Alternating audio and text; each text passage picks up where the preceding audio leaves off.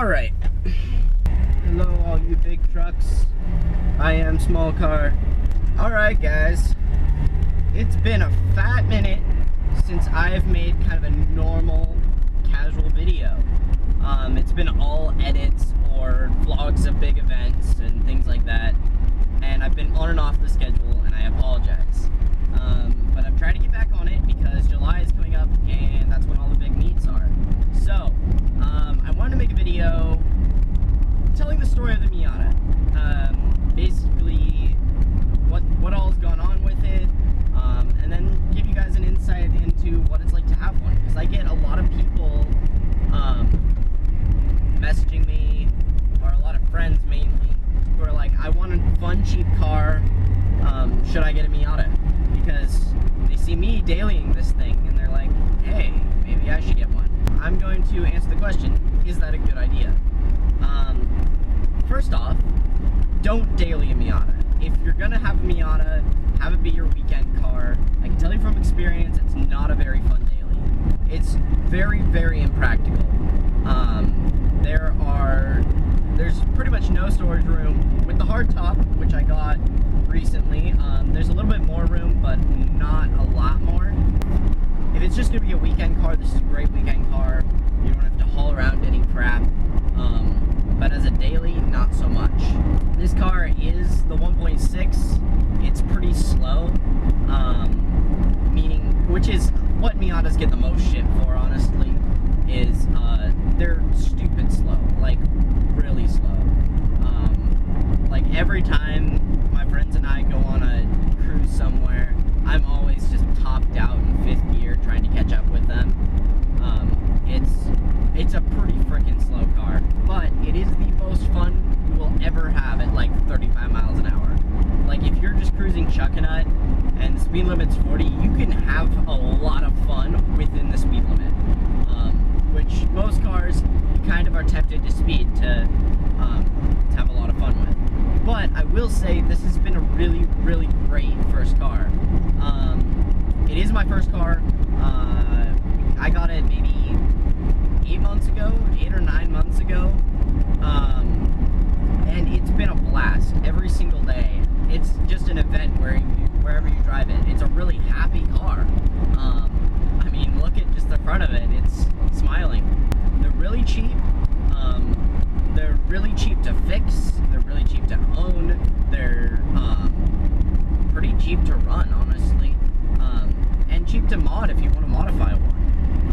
I haven't modified mine because I've been pouring money into keeping it running. It had a few issues when I got it. It wouldn't go into gear when running. It would start up and run just fine, but it wouldn't go into gear. The paint was super oxidized. It hadn't been driven a lot. The previous owner only drove it in the summer for like a month at a time, which isn't necessarily a good thing. It was super low mileage. It had like 86,000 miles on it when I got it. It's a 92.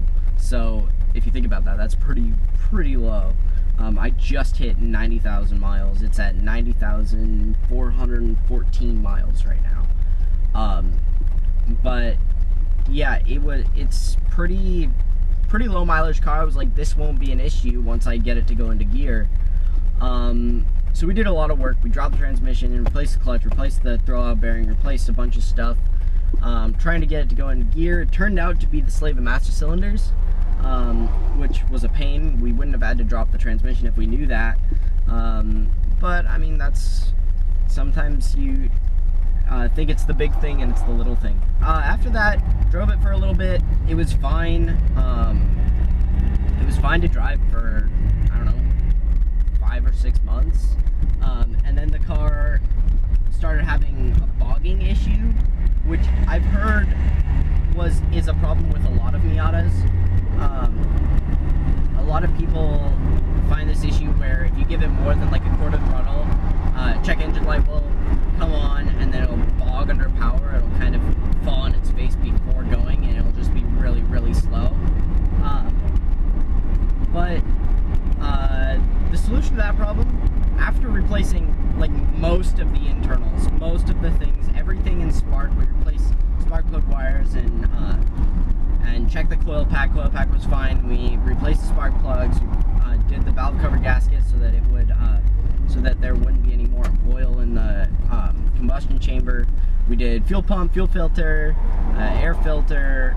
Everything checked out, and it was still bogging. Turned out to be a coolant temperature sensor, which was an easy $20 fix, which kind of sucks.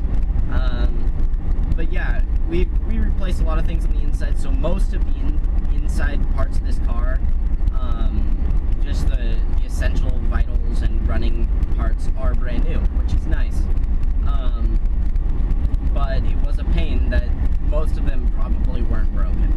After that, the car's been running just fine. I did have another issue where it wasn't going in gear, I don't know, 3 or 4 weeks ago, and that ended up being the clutch pedal adjustment. So right now, the only issue it has is the starter is pretty much going out. It takes 3 or 4 times to start it each time I start it. It's a pain. It kind of misses. Last time we dropped the transmission, we did check the teeth on the flywheel and the teeth on the starter, and it's not missing any. It's not like it's unaligned. Everything's in there tight, and it's totally fine. It's just the starter isn't engaging somewhere within the starter, so I need a new starter. This is the second starter we put in it, but yeah, that's the only thing that the car needs to be fully functional like a normal car. But if you're looking for a great weekend car, these are super cheap. You can find them pretty much anywhere, especially the NAs. And they're just really fun to drive. I love this car. The plans with it are basically to lower it, keep it slow. I don't need it to go very fast. I'm just gonna lower it, different wheels, make it look kind of clean, wrap the car, and she'll just be a low, slow, no-go showboat. And it'll be just kind of my little stancy girl. The few complaints that I have with the car, storage space. There's no storage space. With the hardtop, there's a little bit more. It's just right behind the drivers there. You can see the driver and passenger seats. There's a shelf back there. I haven't taken my soft top out. If I took my soft top out, there'd be a lot more space. My soft top did leak pretty bad, and that's why I have the hardtop on. I also have the hardtop on. It is a sunny day. You'd think I'd take the hardtop off, but no, it's actually a little bit cooler to drive the car around, like cooler temperature-wise, to drive the car around with the windows down and the hardtop on than it is with the hardtop off. It's really fun to drive around full send convertible, but the car is, that pretty much puts you in direct sunlight, which is just really hot. It's really annoying in the summertime. Believe me, Josh and I drove his Miata last summer all the way down to Bellevue and back on like an 85-degree day, and it was not fun at all. It was just really, really hot. Came back from that trip super sunburned. But honestly, the car's a great car. I'd recommend one. If you're looking into getting just a fun, modifiable weekend car, buy a Miata. It's the cheapest, the cheap to fun ratio. You can't really get any better. I have driven this car to Seattle and back, which is a solid, I don't know, hour and a half. I've driven it there and back plenty of times. The car handles it just fine. Driving on the freeway is a bit of a pain.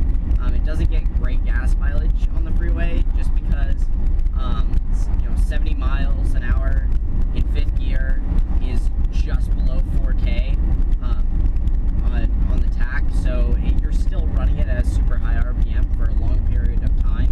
So it'll do it. It'll handle the freeway just fine. But it's not exactly convenient for it. I wouldn't recommend it. The car isn't meant to be driven super fast. It's just meant to be driven spiritedly. If you're on a budget and you're looking for a fun car, Miata Miata is perfect way to go. It was a really great car to learn manual on. Super, super easy to drive. If you're wanting to learn manual and you want a first car that's easy to learn that on, look for a Miata. They're pretty cheap. You can find them around, especially the NAs. Every once in a while you'll see a super cheap NV too. I prefer the NAs because of the pop-up headlights. The car's just a happy car. It just looks happy all the time. Yeah, and you can build them for pretty much anything. You can make a stance build out of one. You can make a drift build. I've seen some people drift Miatas. They're great autocross cars because they handle incredibly well, especially at lower speeds in like tight little courses. And they're super light. That's the one thing. You can swap a lot of things into this car. I've been looking into like SR20, which would be the cheapest swap. Mazda parts are a little bit cheaper than Nissan parts are, and SR20s are a little expensive to get your hands on, but a lot of people have done SR20 swaps, SR20 single turbo in these cars, and honestly the car doesn't need more than like 250 horsepower. It would honestly terrify me at 250 horsepower. I hope you guys have enjoyed this video. I love this car. I'm going to be taking it to so many shows this July. It probably won't be in them because it hasn't been modified yet and I don't feel the need to enter it. But I will be driving it around. I have the Instagram tag and Facebook tag on the rear windshield, so if you see me around, be sure to tag me.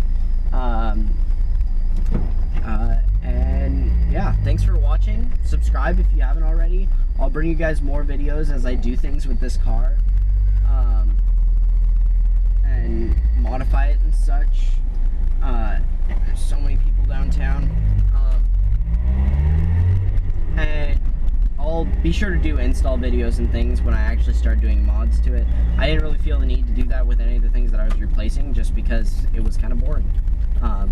But yeah, look forward to more content. I'm going to try and get back on this weekly schedule. Be sure to comment, like, subscribe, share my videos, like my Facebook page, follow my Instagram, all that stuff. All of my social media links are all in the description. And I will see you guys next time.